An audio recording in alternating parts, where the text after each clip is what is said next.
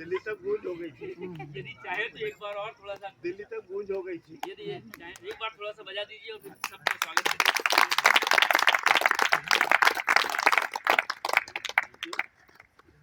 अब सबसे पहले तो मैं एब्सेंट यहाँ था, लेकिन मन मेरा यही रहता था।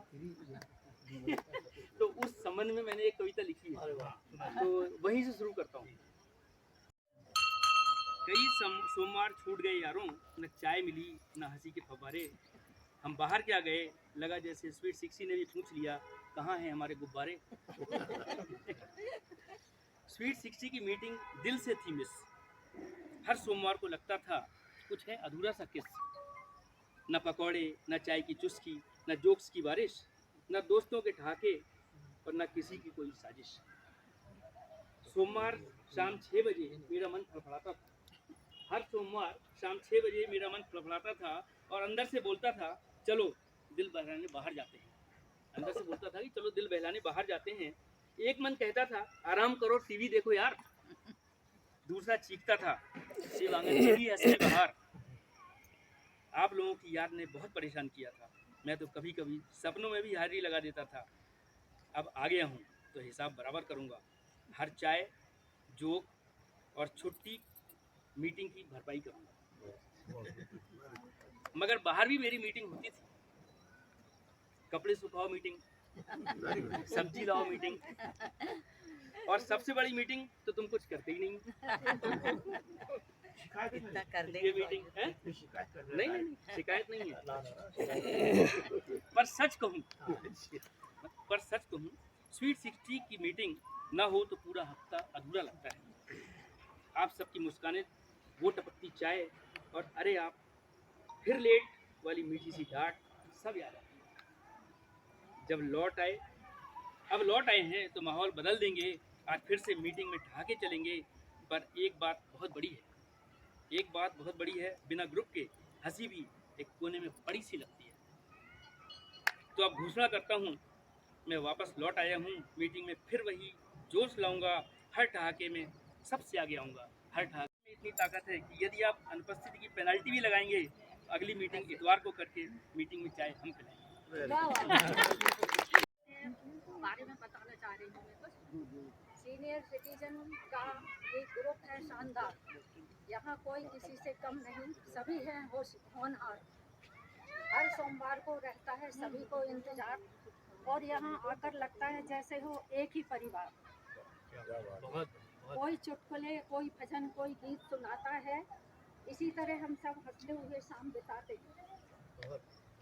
हरे, लाल, पीले, नीले कपड़ों में सब आते हैं। ऐसा लगता है जैसे बसंत की आई हो बहार।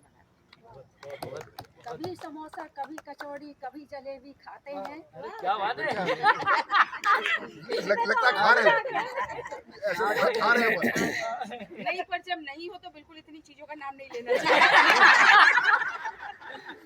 कभी समोसा, कभी कचौड़ी, कभी जलेबी खाते हैं। और हर सोमवार को हम त्योहार मनाते हैं। यहाँ आकर सभी अपने गम भूल जाते हैं। हास्य, योग और ताली बजाकर हम सब रोग भगाते हैं। और अंत में 2 लाइन और। हाथ जोड़ विनती करूं, रोज नवाऊं शीश। बगिया इस ग्रुप की महकती रहे, प्रभु यही देना आशीष।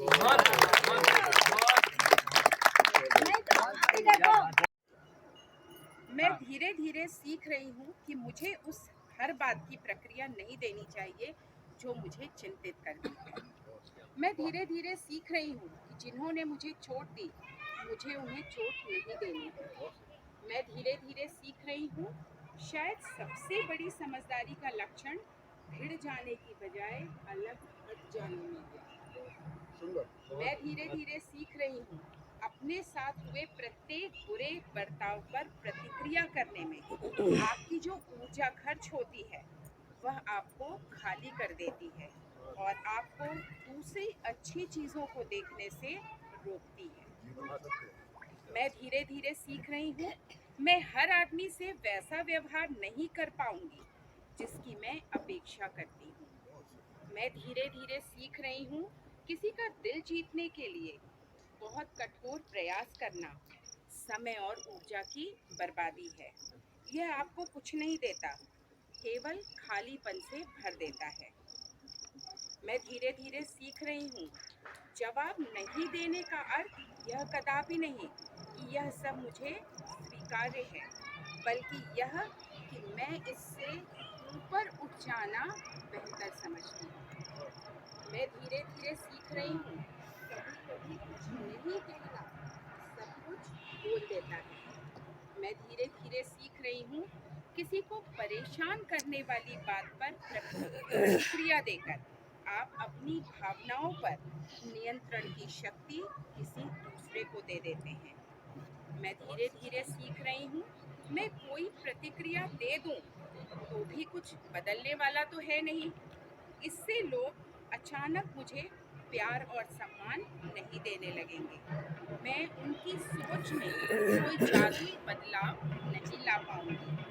मैं धीरे धीरे सीख रही हूँ जिंदगी तब बेहतर हो जाती है जब आप इसे अपने आसपास की घटनाओं पर केंद्रित करने की बजाय उस पर केंद्रित कर देते हैं जो आपके अंतर मन में घटित हो रहा है। आप अपने आप पर और अपनी आंतरिक शांति के लिए काम करते रहिए। आपको बोध होगा कि चिंतित करने वाली हर छोटी छोटी बात पर प्रतिक्रिया नहीं देना एक स्वस्थ और प्रसन्न जीवन का प्रथम अवयव है, प्रथम सीढ़ी है। धन्यवाद। लाइन बोलिए, जो अर्थ ही न समझे, जो अर्थ ही न समझे उस पर शब्द व्यक्त करके क्या